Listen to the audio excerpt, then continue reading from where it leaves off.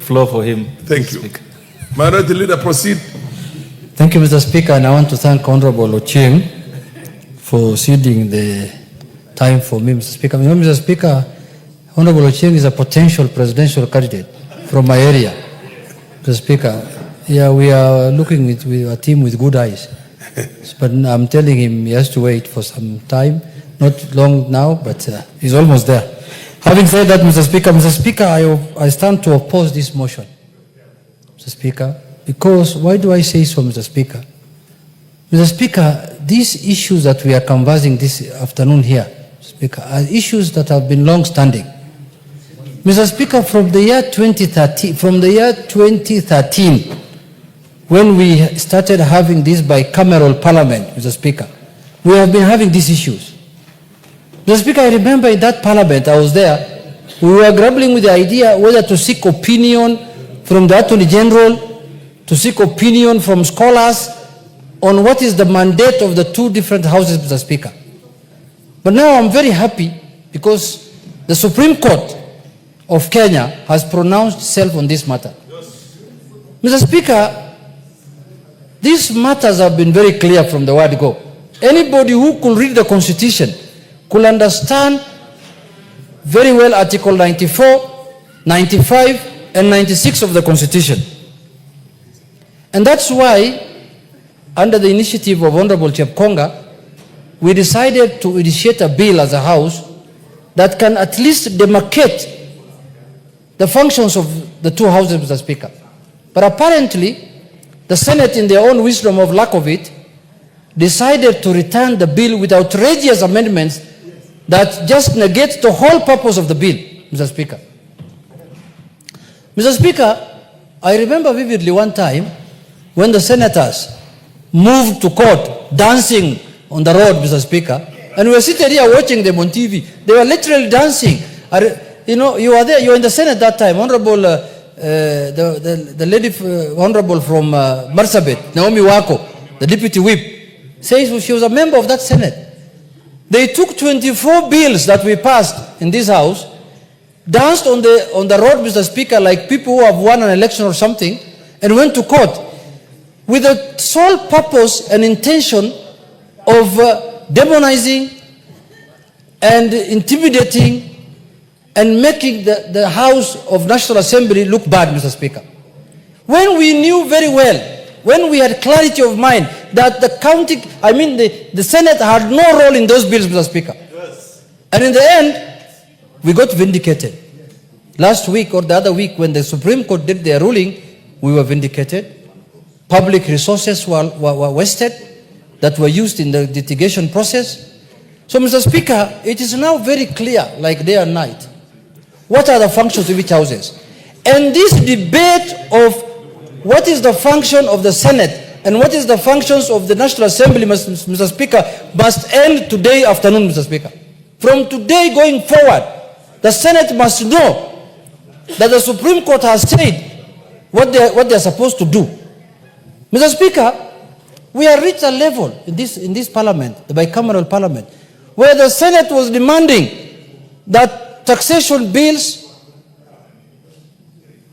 budgetary bills, money bills, and all kinds of bills must be taken to the Senate before they become an act of parliament. The court has now categorically ruled with clarity that the Senate of the Republic of Kenya has no role in money bills completely, Mr. Speaker. They can only deal with monies that the county governments are sharing among themselves through the revenue allocation bill, the county revenue allocation bill, Mr. Speaker. Mr. Speaker, anybody who understood or who read the Constitution properly knew very well that the Senate had no role at all in many bills. But they decided on their own volition to take the matter to court. First, they took it to the High Court, they lost it. They went to the Court of Appeal, they lost. They went to the Supreme Court now, and it finished the matter with finality. So, Mr. Speaker, counties are supposed to deal with matters concerning, Senate is supposed to deal with matters concerning counties. And the National Assembly is supposed to deal with issues that concern the national people, the constituencies, Mr. Speaker. So, Mr. Speaker, when the Constitution is very clear, and you have been told you are supposed to deal with matters concerning counties, why do you want to infringe on other people's work? If you feel the Senate has no much work to do, next election contest for a constituency. Come to the National Assembly and do that kind of work. Mr. Speaker, the oversighting of national organs, Mr. Speaker, is the mandate of the National Assembly. When I see Senate calling Kenya Pipeline, Senate calling National Irrigation, what is this thing called? The Kenya Power. I just see, if today I was the minister of, or the CEO of that organization, I will not go up here before the Senate. You can send me as many summons as you want, because we have to adhere to the Constitution. The Constitution has demarcated the boundaries. Counties, Senate is supposed to deal matters concerning counties. And now we have a Supreme Court ruling. I don't know what they're going to do. Whether the Senate has the powers to annul the judgment of the Supreme Court, we will wait to see. Because it looks like the Senate now has powers to do anything. They can even annul a judgment, Mr. Speaker. Mr. Speaker, I know how our colleagues are feeling. I know that they are feeling that they are supposed to do everything the National Assembly is doing. But unfortunately, the Constitution is what guides us as a nation. If the Constitution does not allow you to do that work. And why are they shying away from dealing with issues of counties, Mr. Speaker? Because we have 47 counties, and the main benefit the Kenyans got from the new Constitution, Mr. Speaker, is devolution. If I was a senator today, I will be preoccupied a lot with how to fortify and make revolution work, Mr. Speaker. Because that is where the rubber meets the road. That is where Kenyans are supposed to be served, Mr. Speaker. But now it looks like it is more lucrative to deal with the national issues. You could see last year what was happening. Every small national issue that comes up that needs to be dealt with by the National Assembly was taken up by the Senate. Every national issue. And now making the National Assembly look like they don't know what they are doing. We have been waiting for the Supreme Court ruling. That's why we were quiet. Yeah, we were saying, let the Supreme Court rule. When the Supreme Court does their ruling, then we will know where our beacons are, how far we can go.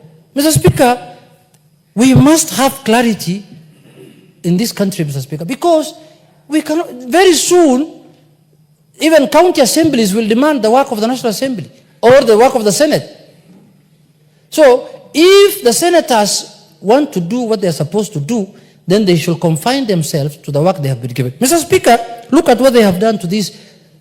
Chepkonga and company, Mr. Speaker, went ahead to bring a bicameral bill, Mr. Speaker, so that it can help smooth running of the business of Parliament. What have I done? Because they thought they are going to get favorable judgments of the Supreme Court, they amended the whole thing in a manner that it becomes useless, Mr. Speaker. Mr. Speaker, me, I'm very happy today.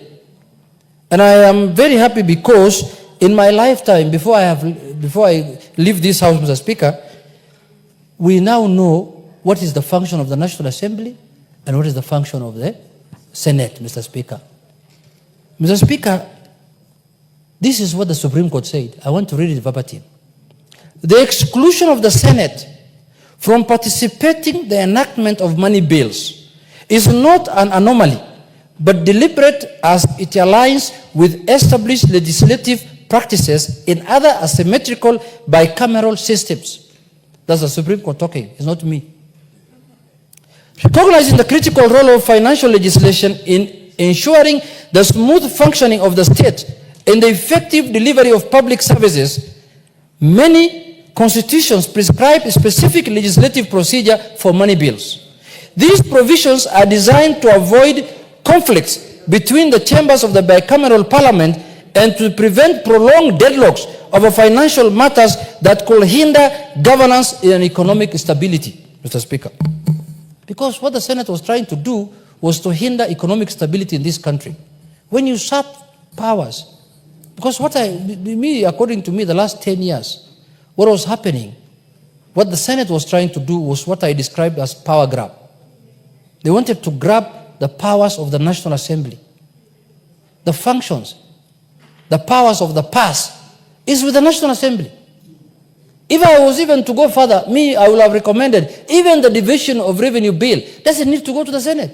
It's a money bill, by all intent and purposes, Mr. Speaker. And now the National Assembly has been given by the Senate powers that it can originate all bills, money bills, bills concerning counties. But our brothers in the Senate cannot originate money bills anymore from today. They can only originate bills that concern counties. But us, we can originate both bills that concern counties and money bills, Mr. Speaker. Bills on taxation, bills on appropriation, bills on budgetary. All that now belongs to the National Assembly.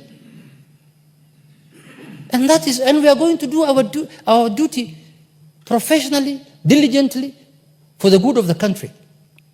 Mr. Speaker, it went to the extent where they almost described us as a lower house, when the Constitution has prescribed completely the functions that we have, and it makes this house to be the upper house. Because when you don't have the power of the past, how can you call yourself the upper house? In my view, even to reduce expenditure, to reduce the wage bill of the country, the Senate should be able to meet quarterly. The Senate sitting should be once for 3 months to look at county issues, and 4 sittings in a year is enough for the Senate, Mr. Speaker. In my view, if my view was considered. But because you can end up sitting every week 3 times, and there is no business to conduct. Now it forces you to infringe on other people's business, on other people's functions, constitutional functions. Why can't you just sit for once 3 months, look at county issues, look at them, how they are doing, audit their books, and then go home and rest? Then after another 3 months, 4 times a year is good enough for the Senate to sit, Mr. Speaker. And I'm not doing this in a derogatory manner, Mr. Speaker. I really mean it, because that is how we are going to reduce even the wage bill of this country, Mr. Speaker. So in my view, Mr. Speaker, in conclusion, I want to say this. I never thought a day will arrive in this country, because look, they took 24, not 1, not 2, not 3. They took 24 bills that were passed by this House to court. 24 bills. And the court could only agree with them on 2 bills only. All the rest was said, the court declared that they were constitutional. How much money do you think we have spent in litigation? Both of us, both the Senate and the National Assembly. How much money? A lot of money. Whose money is that? Taxpayers' money. So, Mr. Speaker, there was no need of taking those bills to court. There should have been an amicable way to solve that problem. The 2 houses could sit. Even now they are saying the concurrence that is required on bills by the 2 speakers only should happen when somebody raises it. If nobody raises it, there is no need for concurrence. The bills can go on. So, Mr. Speaker, I know we have differences of age set. The people in the Senate might be much older than us in terms of age. But that is not an African customary sitting or organization, Mr. Speaker. This is a constitutional organ that deals and does its functions in accordance with the Constitution. So if you are old, don't bring here issues of African that you have to respect the aged. You have to respect people older than you. No. Some of them now are young, and they Yeah, give him an additional 2 minutes. Mr. Speaker, I know some of our colleagues in the Senate now are young and vibrant. I beseech them and I advise them, in the coming election, please go to a constituency. That is where work is. Hii nyumba ya wasee,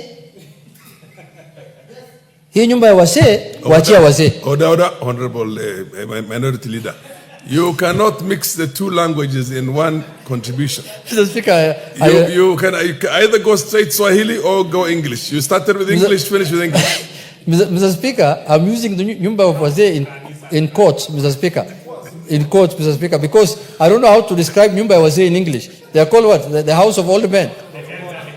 Or the House of Lords, Mr. Speaker. Or House of Lords.